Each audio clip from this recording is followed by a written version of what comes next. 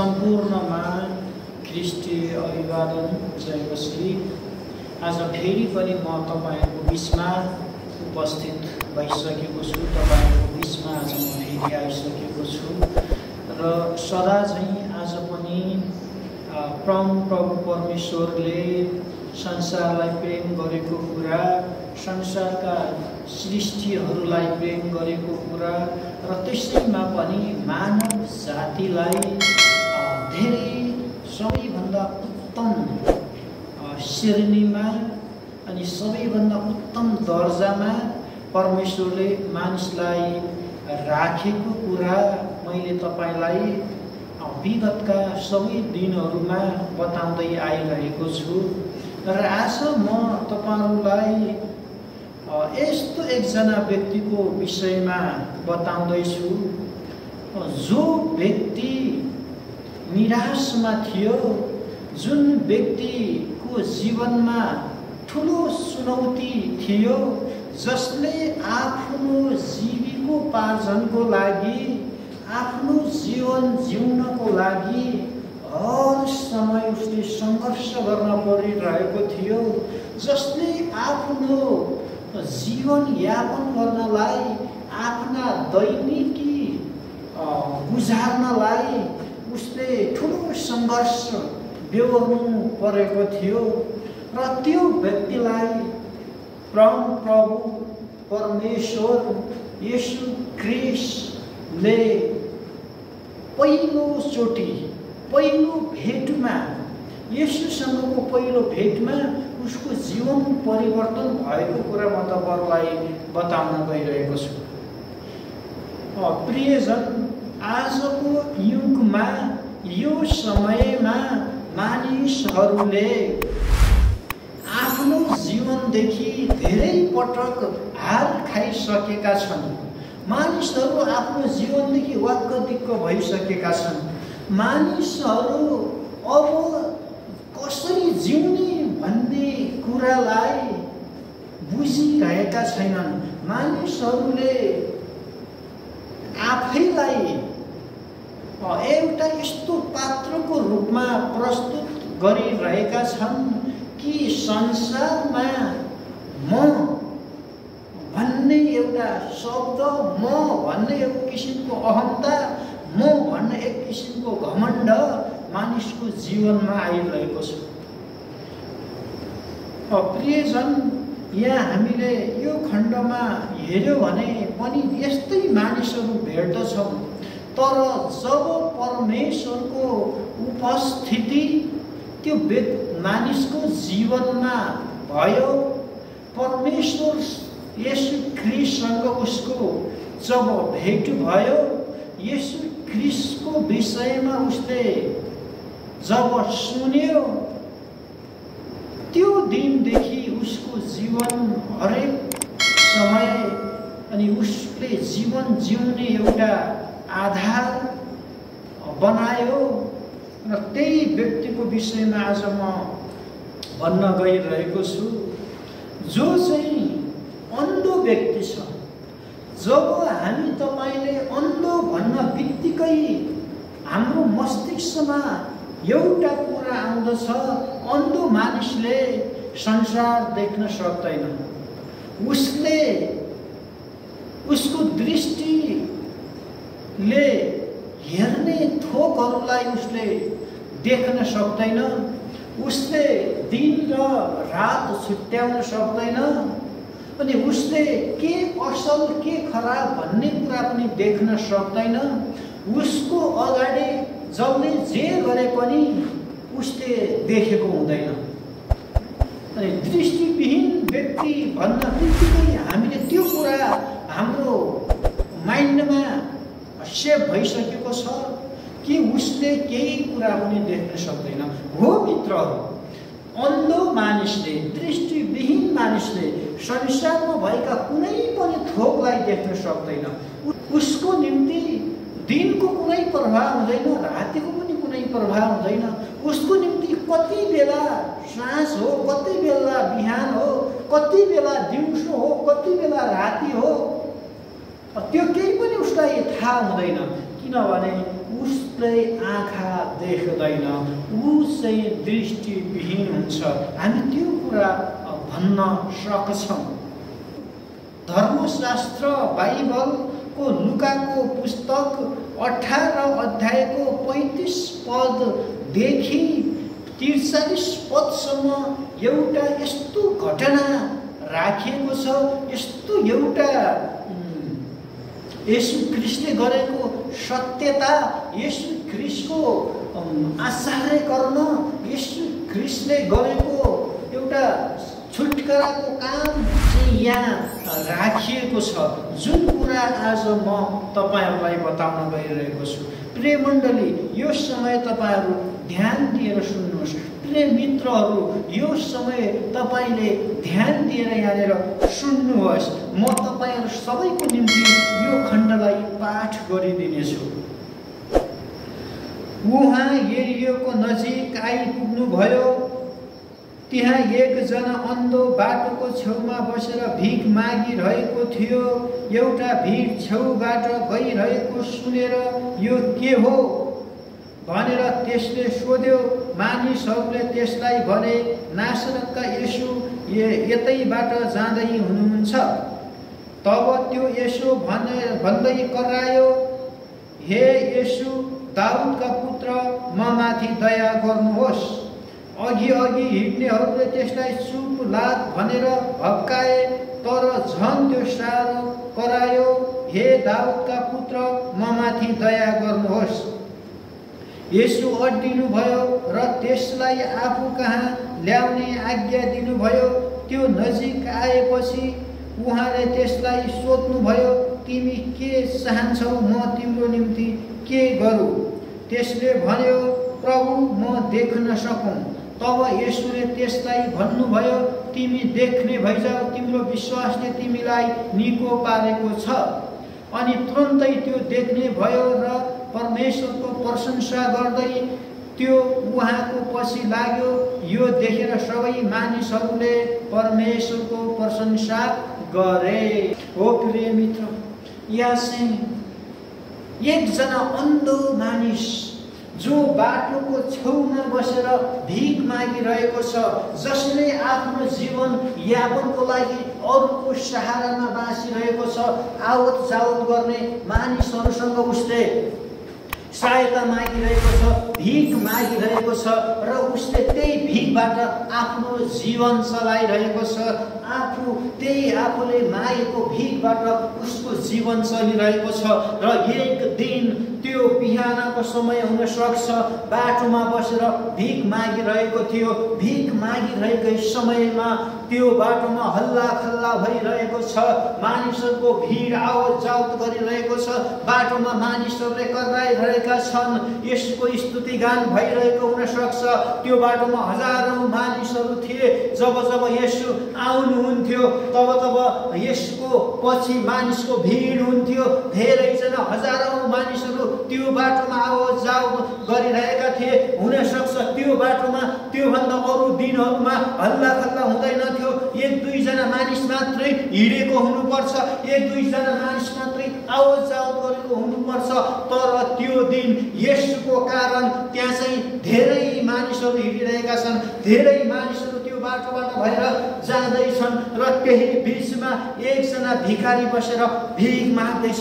उसले चाहिँ भिखको हात फैलाइरहेको छ र त्यो हल्ला सुनेपछि प्रिय मित्र, त्यो ठुलो येशू ख्रीष्ट आउँदै गरेको, त्यो येशू ख्रीष्टको अगाडि पछाडि भएका मानिसहरूको भिड जब त्यो अन्धो मानिसले सुन्छ, ऊ दृष्टिविहीन भए तापनि उसको सुन्ने शक्ति छ, उसले कानले सुन्न सक्छ, मुखले भन्न सक्छ, बोल्न सक्छ, केवल उसको दृष्टि मात्रै गुमेको छ, उसले आँखाले मात्रै देख्न सक्दैन। त्यही समयमा येशू आएको त्यो भिडसँग उसले प्रश्न गर्दछ। प्रिय मण्डली, प्रिय मित्र छन्, प्रियजनहरू, यहाँ चाहिँ उसले के को हल्ला हो भनिरहेको छ। त्यो बाटोमा मानिसको आवाज जावत हो हल्ला सुनेपछि उसले भन्दैछ यहाँ के को हल्ला भइरहेको छ। प्रियजन, त्यो हल्ला येशू ख्रीष्ट आउँदै गरेको हल्ला थियो। अनि मानिसहरूले उसलाई भन्दिँदैछन् येशू ख्रीष्ट यही बाटो भएर आउँदै हुन्छ। आमेन, हालेलुया, परमेश्वरको महिमा होस्। त्यही अन्धो मानिस बसेको बाटोबाट भएर आज येशू ख्रीष्ट आउँदै हुनुहुन्छ। त्यहाँ भएका मानिसका भिडले त्यो अन्धो मानिसलाई बताउँदैछन् येशू ख्रीष्ट यही बाटो आउँदै हुनुहुन्छ।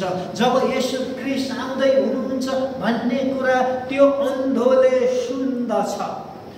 प्रिय, त्यो अन्धोले येशू ख्रीष्टको विषयमा त्योभन्दा अगाडिका दिनहरूमा पनि सुनिसकेको हुनुपर्छ। किनभने येशू ख्रीष्ट को हुनुहुँदो रहेछ भनेर उसले प्रवाह गरेन। तर येशू ख्रीष्टलाई अब उसले पुकारा गर्दैछ। उसले येशू ख्रीष्टलाई भन्दैछ, हे येशू दाउदका पुत्र, म माथि दया गर्नुहोस् भनेर उसले अब दयाको भिख माग्दैछ। कति अगाडि उसले पैसाको भिख माग्दै थियो।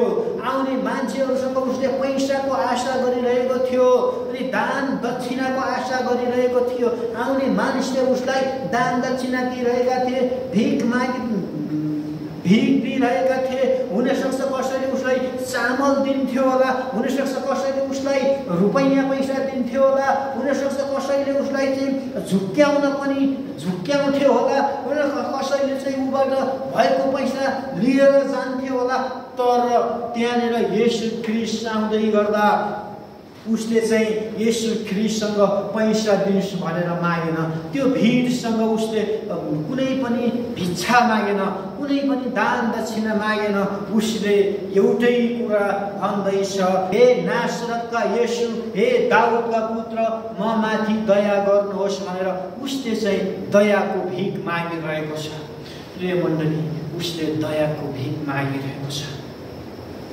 यहाँ चाहिँ उसले येशूको नाम उच्चारण गर्दै गर्दा, येशूसँग उसले गुहार माग्दै गर्दा, येशूसँग उसले म माथि दया गर्नुहोस् भनेर कराउँदै गर्दा, येशूलाई उसले बोलाउँदै गर्दा उसको जीवनमा एउटा चुनौती आएको छ।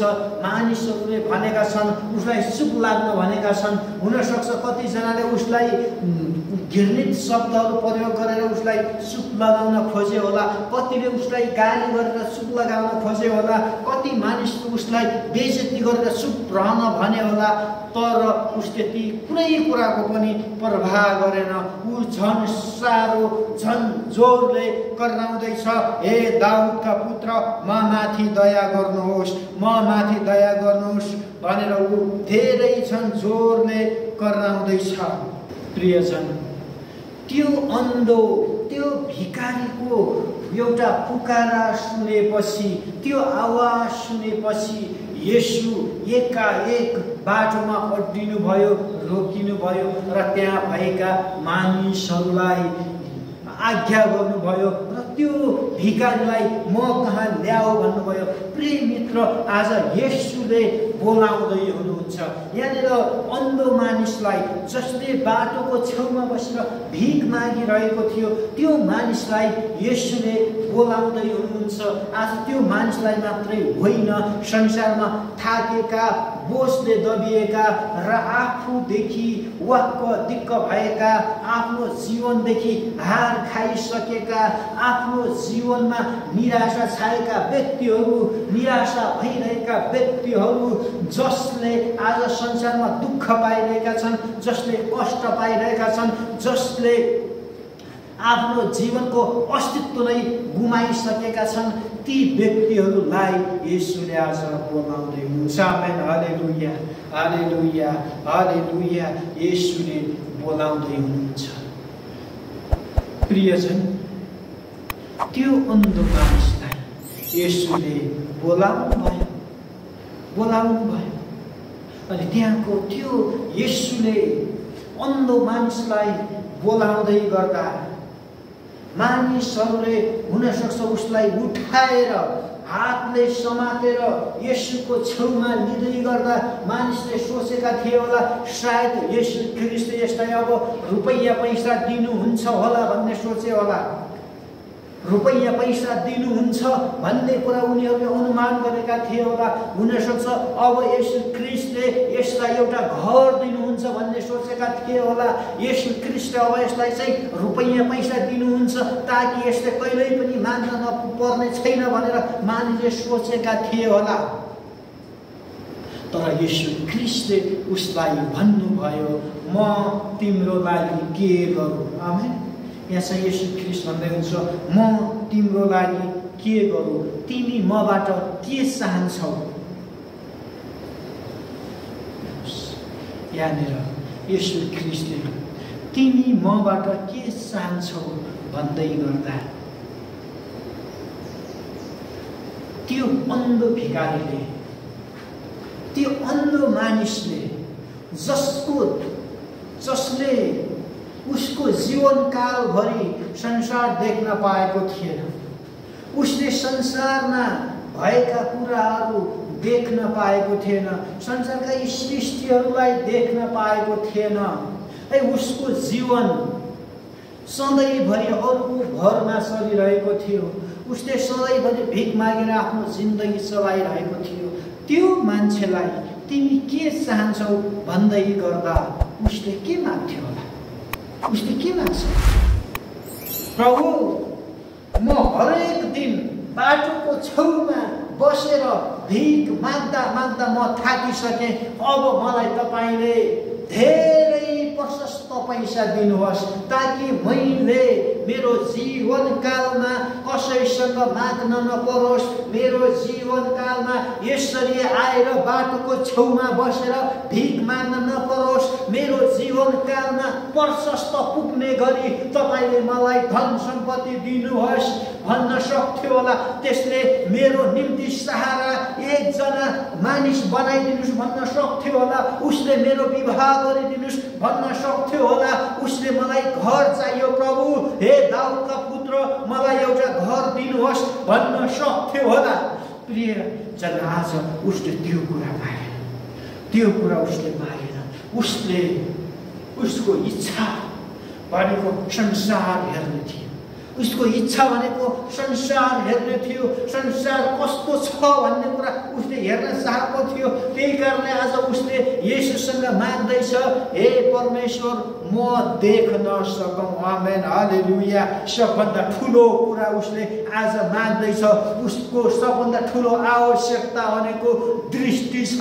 उसले सबभन्दा उसको ठुलो जीवनको आवश्यकता संसारलाई देख्नु थियो, संसारलाई हेर्नु थियो र आज त्यही कुरा त्यसले माग्दैछ। त्यो ठाउँमा तपाईँलाई हामी भएको भए, अर्थात् अरू कोही मानिस भएको भए धन सम्पत्ति माग्थ्यो होला, रुपैयाँ पैसा माग्थ्यो होला। अन्ध मानिसले हरेक दिन भिख मागेर आफ्नो जीविका चलाइरहनु परेको थियो र एकैचोटि करोडौँ पैसा माग्थ्यो होला। तर त्यो पैसा उसको आवश्यकता थिएन। प्रिय हो, आज हामी धेरै पटक यही कुरा विचार गर्छौँ। हामी धन सम्पत्ति कमाउनको लागि आफैलाई अर्पण गरेका हुन्छौँ। हाम्रो जीवनमा थुप्रो धन सम्पत्ति चाहियो भनेका हुन्छौँ, अनि रुपैयाँ पैसा चाहियो भनेको हुन्छौँ, घर चाहियो भनेका हुन्छौँ, जग्गा जमिन चाहियो भनेका हुन्छौँ, गाडी मोटर चाहियो भनेका हुन्छौँ। हरेक कुरा हाम्रो आवश्यकता हो भन्ने कुरा हामीले जान्दछौँ। प्रियजन, येशू ख्रीष्टले यहाँ त्यो भिखारीले ती सबै कुरालाई मागेन, ती कुरालाई मागेन, किनभने त्यो मानिसको, त्यो अन्ध भिखारीको आवश्यकता भनेको दृष्टि पाउनु थियो, संसार हेर्नु थियो। त्यसकारण उसले यहाँ भन्दैछ, म देख्न सकौँ। हालेलुया, आमेन, हालेलुया। उसले भन्दैछ, म देख्न सकौँ, म देख्न सकौँ। प्रियजन, येशूसँग त्यो भिखारीले आज सत्य कुरा माग्दैछ। जुन कुरा उसको निम्ति आवश्यकता छ त्यो कुरा माग्दैछ।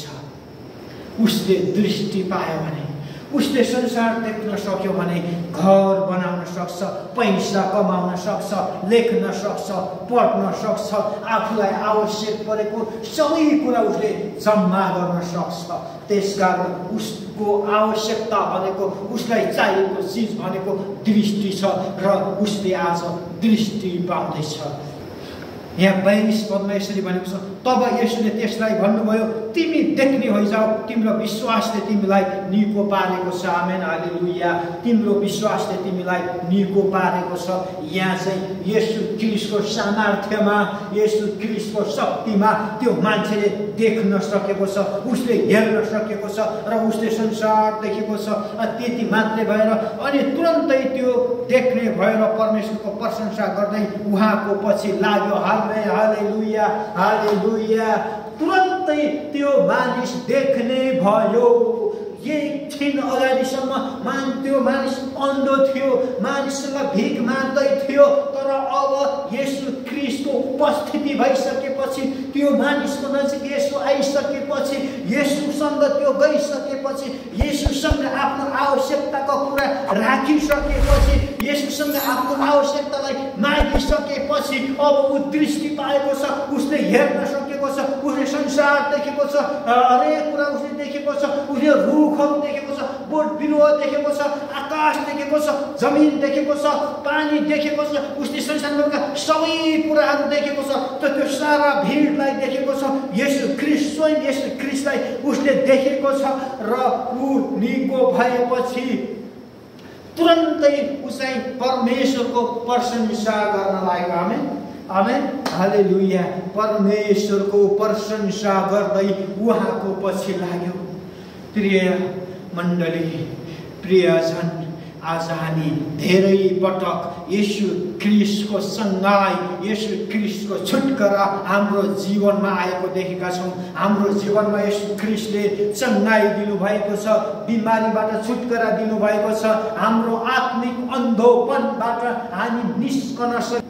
यहाँ चाहिँ त्यो अन्धो मानिसले सबै कुरा देखेपछि परमेश्वर येशू ख्रीष्टको पछि लागेको छ र परमेश्वरको प्रशंसा गरेको छ, परमेश्वरको प्रशंसा गरेको छ। प्रिय मण्डली, कति पटक हामी आफ्नो जीवनमा छुटकारा महसुस गर्छौँ, हाम्रो जीवनमा छुटकारा पाउँछौँ, हाम्रो जीवनमा आवश्यकताका चिजहरू प्राप्त गर्छौँ अनि हाम्रो जीवनबाट परमेश्वरको महिमा गर्दैनौँ। हामी यति स्वार्थी बनेका छौँ, हामी स्वार्थी भएका छौँ। परमेश्वरले दिनुभएको अनुग्रह, उहाँले दिनुभएको कृपा, उहाँको सङ्घाई, उहाँको छुटकारा हाम्रो जीवनमा भए तापनि हामी परमेश्वरलाई प्रशंसा गरिरहेका छैनौँ, येशूको पछि हिँड्न हामी सकेका छैनौँ। प्रिय मण्डली, आज हामी कति पटक आत्मिक रूपमा अन्धो छौँ, आत्मिक रूपमा हामी देख्दैनौँ। हाम्रा शारीरिक आँखाहरू खुल्ला छन्, हामीले शारीरिक आँखाले हामी हेर्न सक्दछौँ, देख्न सक्दछौँ, असल र खराब हो भन्ने कुरा थाहा पाउन सक्दछौँ, तर पनि हाम्रो आत्मिक आँखा नखुलेको कारण अझै परमेश्वरको प्रशंसा गर्न सकिरहेका छैनौँ, अझै पनि हामी परमेश्वरको उपस्थितिमा जान सकेका छैनौँ, अझै पनि आज हामी संसारका कुराहरूतिर हराइरहेका छौँ, संसारका थोकलाई प्रेम गरिरहेका छौँ, हाम्रो लागि चाहिने सबै थोकलाई हामीले हेरिरहेका छौँ, परमेश्वरको प्रेमलाई हामीले हेरेका छैनौँ। प्रिय मण्डली, आज हाम्रो निम्ति सबैभन्दा उत्तम कुरो, सबैभन्दा असल कुरो येशू ख्रीष्टको प्रेम हो, परमप्रभु परमेश्वर हो। त्यसकारण हामी परमेश्वरलाई निरन्तर उहाँको प्रशंसा गर्नु, परमेश्वरको प्रशंसा गर्नु।